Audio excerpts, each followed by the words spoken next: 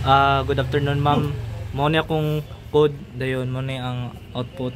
Then first, ma'am, is kaning line direct code, ma'am, ang libraries nang gamiton para sa overall code.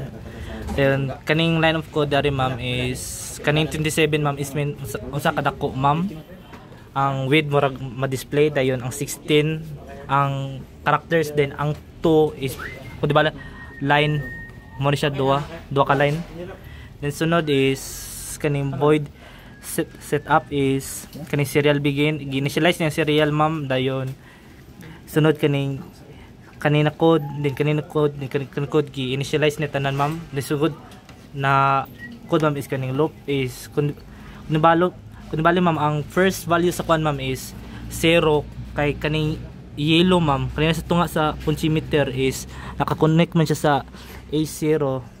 Dayon kung ikuan ako, ma'am, is kung i-ana nako, ma'am, yana nako mudako man siya, mo ipasabatan ning kuan ni, ma'am, line of code. Kun di bali ang kanan dari, ma'am, ang data, ma'am, maragi convert niya, ma'am.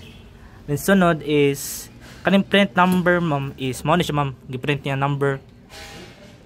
Dayon ang V dayon. Then kaning delay, ma'am, is 200 second masabot. Pag paano ko dari, ma'am, pag padako is na siya delay o na siya gamay delay, ma'am, before mo dako dayon. Sunod, ma'am, kung i-max na ko siya, ma'am, is